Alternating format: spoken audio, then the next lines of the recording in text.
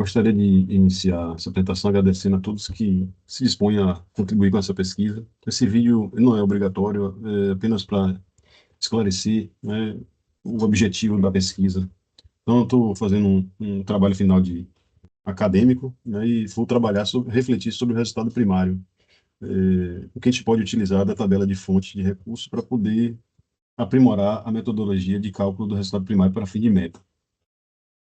Na pesquisa, a gente vai se utilizar dessa estrutura contábil, né, que a gente tem hoje bem evoluída, né, onde os entes utilizam os manuais para elaborar os demonstrativos e publicam esses demonstrativos no SICONF. E utilizando o plano de contas, os entes também têm que formar a matriz de saldos contábeis também no SICONF, que tem um mapeamento desses demonstrativos. Então, é possível a gente mensurar, em relação ao resultado primário, aqueles que têm convergência, né? O REL publicado com o rascunho, né, que vem da matriz. Essa aderência é importante porque a gente atesta que os dados da matriz estão bons para a gente fazer esse tipo de análise. Outro fator importante para poder fazer essa pesquisa, como eu disse, é a questão da padronização de fontes, né? Então, agora a gente tem uma fonte padronizada desde 2023 que cria esse vínculo.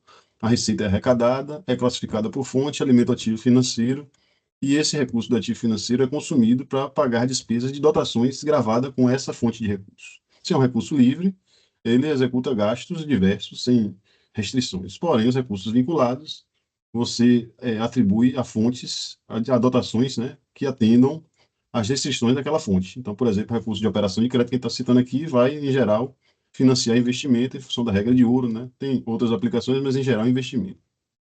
Então, essa estrutura de padronização de fontes estabelecida vai favorecer essa reflexão. Então, como a gente está falando de resultado primário, a gente precisa analisar o vínculo dos três demonstrativos, né? O anexo C do RRE, o resultado primário, a disponibilidade de caixa e a dívida consolidada. O resultado primário, ele é apurado pelo critério acima da linha, pelo critério de caixa, né? Despesa paga e receita arrecadada. Ele tem o objetivo, então, de avaliar a geração de caixa ou o consumo, né? Se você tem um déficit, que gera disponibilidade de caixa. Essa disponibilidade de caixa vai impactar, né? Esse esforço fiscal vai impactar no relatório da disponibilidade de caixa, que apura a disponibilidade de caixa, que é um dedutor do anexo 2 da dívida consolidada, né? Deduzindo aqui, exceto o RPPS, para poder se chegar na dívida consolidada líquida. E a variação da dívida consolidada líquida é justamente o resultado nominal pelo critério abaixo da linha. Ou seja, esses três demonstrativos têm esse vínculo. Antes da padronização de fonte, o critério da disponibilidade que deduzia a dívida consolidada já excluía as fontes do RPPS, e a STN fez esse alinhamento, excluindo também as fontes do RPPS do resultado primário pelo critério acima da linha, para deixar esses três demonstrativos, digamos assim, com harmonia. O objetivo da pesquisa é refletir se outras fontes, né, com o mesmo raciocínio do RPPS, o RPPS foi excluído porque ele tem uma vinculação para pagamento de pensão e aposentadoria. As outras fontes que também são vinculadas a outros gastos que não podem ser utilizados para pagar a dívida, se a gente não deveria excluir, mas fazer essa exclusão de forma também sistemática, né, dos três demonstrativos. Essa tabela aqui é a organização da tabela de fontes por grupo de fontes. A gente fazendo essa classificação dessa terceira coluna aqui, em relação ao que deve ou não ser considerado no resultado primário para fins de meta. A gente chama a atenção que eles vai continuar, assim como o recurso do RPPS, esse recurso, essas fontes sempre apurarão resultado primário deficitário ou superavitário para fim de consolidação das contas nacionais. Mas para fim de cumprimento de meta, a gente está fazendo a reflexão se não seria coerente excluir também as demais fontes de recursos vinculados. É, a gente observa aqui os recursos livres não vinculados. Peço perdão que a tabela está em espanhol aqui, né, mas é de fácil entendimento. Normalmente, essas fontes aqui têm um resultado superavitário, porque elas arrecadam recursos primários e parte desses recursos financiam pagamento de serviço da dívida, que são despesas financeiras. Então, elas, em geral, têm recurso superavitário. As recursos de operação de crédito destacou dos grupos de fonte educação, saúde e assistencial, destacou essas fontes de operação de crédito em separado, né? Então, exceto a 574, né, porque a 574 está aqui, e a gente mantém ela na apuração do resultado. Então, essas fontes aqui de operação de crédito, elas se mantêm e elas têm normalmente um resultado negativo. E o confronto da fonte livre, né, não vinculada, superavitário com déficit das operações de crédito, vai determinar se haverá superávit ou déficit. E isso é o que a gente entende que são as fontes que se relacionam com a dívida. As demais fontes, então, a proposta é excluir da apuração do cumprimento da meta, por se referirem a receitas, recursos vinculados que têm uma tendência nula para efeito de resultado primário. Só que nós vamos ver aqui que porque ela é vinculada à despesa primária. Só que a gente vai observar aqui, então, essa tabela aqui traz a análise, com base na matriz de saldos contábeis, no exercício de 2024. Os estados analisados, são 11 estados aqui, que são os estados que tiveram a classificação A, e que o resultado primário do publicado bateu com o rascunho. Então, trabalhamos com 11 estados, e esses 11 estados apuraram o resultado primário de 4 bi, tem alguns deficitários, outros superavitários, no geral 4 bi. Aqui já está excluído os recursos do RPPS, seria 6 bi, já a STN, pela nova metodologia, excluiu 2 bi. Então, a reflexão agora, o ajuste da proposta, é aquela tabela que a gente está excluindo as demais fontes vinculadas, à exceção das operações de crédito, que tiveram um resultado superavitário de cerca de 700 milhões. Alguns superavitários, outros deficitários, porque a tendência desses recursos é ter um resultado nulo. Mas a gente vai ver aqui que há uma divergência, porque nem sempre a despesa é executada no mesmo exercício que ela é arrecadada. E aí a gente chegaria no novo resultado primário de 3.300, sem esses recursos. Então, nesses 3.300, essa segunda tabela aqui vai demonstrar isso melhor. Então, essa segunda tabela são os mesmos valores, ao invés de demonstrar por estado, por grupo de fonte. E aqui fica bem interessante aquela primeira fala nossa, né, que o resultado primário seria o confronto das fontes não vinculadas com as fontes de operação de crédito, as fontes não vinculadas superavitárias, que pagam despesa financeira, o serviço da dívida, e as operações de crédito deficitárias, porque são receitas financeiras que pagam despesas primárias. E aí teria um resultado de 3.300, né? Os recursos vinculados, então, seriam todos excluídos naqueles 700 milhões. Destacamos aqui, então, as fontes que mais interferiram, os grupos de fontes que mais interferiram. 710 milhões dos recursos da saúde e 1 bi 100 de outras vinculações. Esse aqui foi positivo e o 710 negativo. O resultado mais positivo de 1 bi 148, a gente observa aqui que o Estado do Espírito Santo representa quase que a totalidade.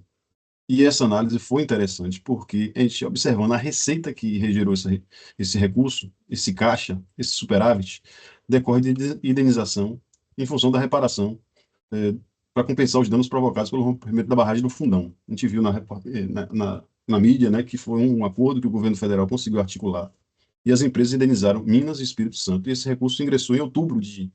Esse acordo foi feito em outubro de 24.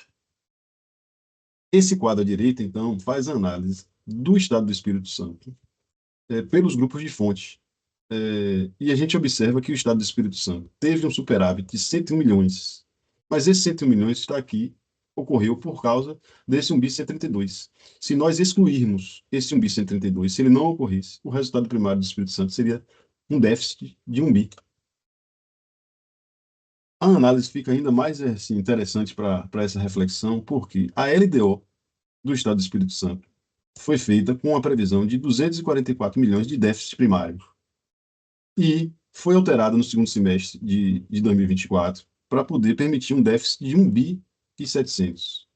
Ou seja, fica demonstrado que o Estado do Espírito Santo não esperava, não planejava esse superávit de uma fonte vinculada, tanto que ampliou a possibilidade de um déficit de 244 para 1 bi 700.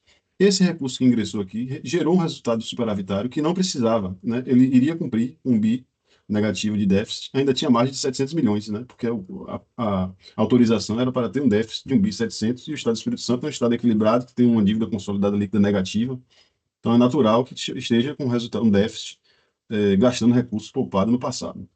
O que a gente chama atenção é que esse resultado dessa fonte não estava previsto na meta. É isso que a gente quer analisar, né? A gente observa que essa fonte interferiu no resultado primário e o que dá a entender aqui é que ele não estava previsto na meta, gerando um descompasso, né, entre o estabelecimento da meta e o cumprimento da meta. O grupo de fontes que gerou um resultado importante foi a fonte do recurso de saúde, com 710 milhões negativos. E a gente observa aqui que o que mais interferiu foi o recurso de Covid, de manutenção.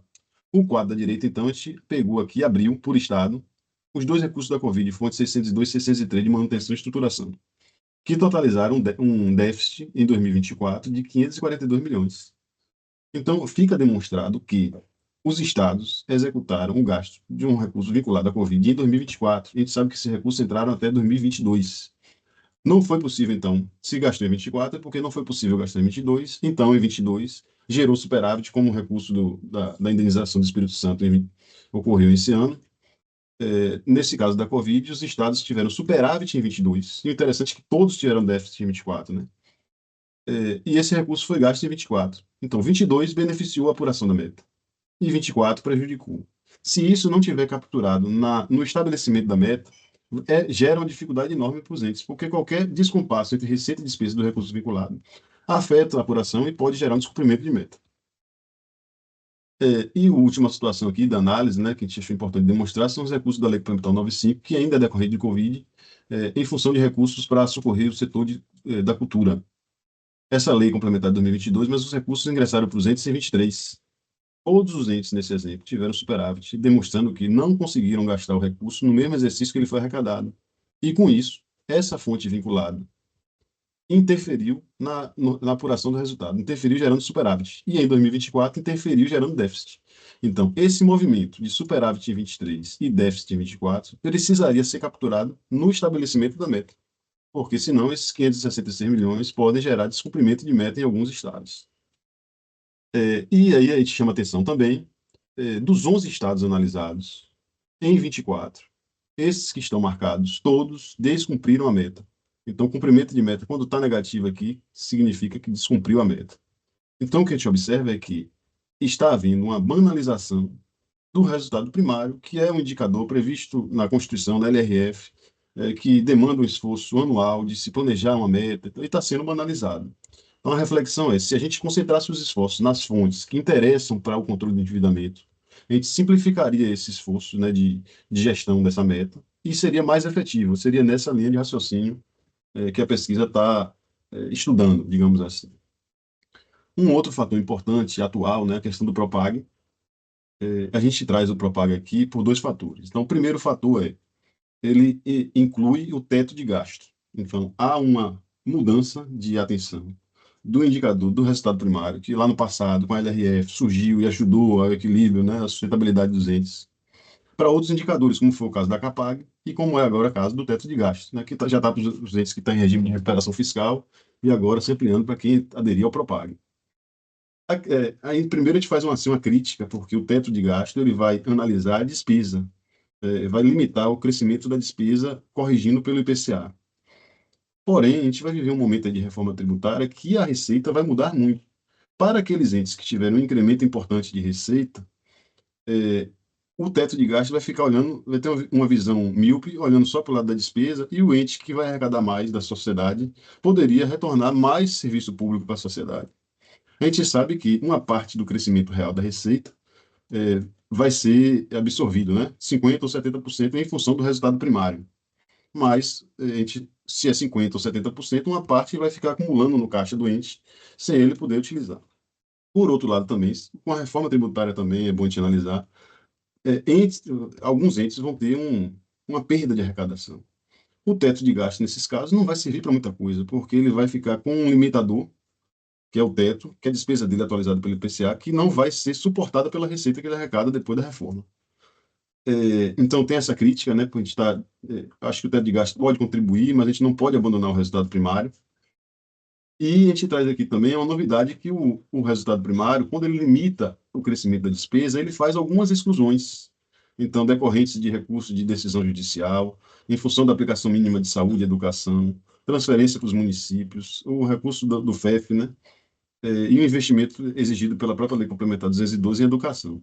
Ou seja, ele teve, digamos assim, um aprimoramento.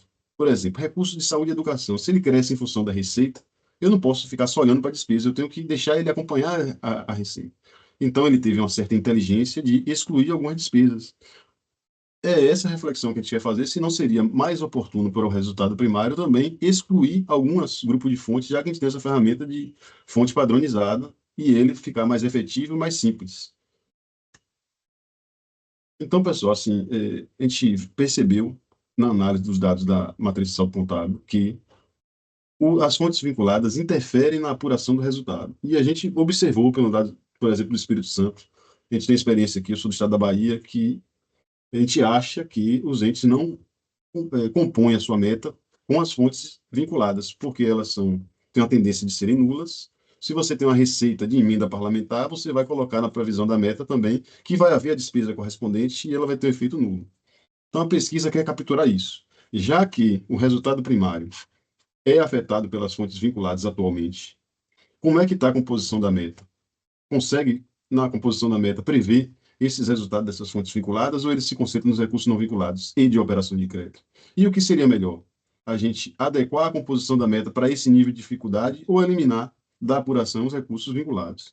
Então, assim, gostaria muito de agradecer a quem estiver respondendo a pesquisa e espero que tenha um resultado positivo, né, para a valorização do indicador fiscal de resultado primário e, consequentemente, contribuir, né, com o debate das finanças públicas dos entes subnacionais. Agradeço. Obrigado, pessoal.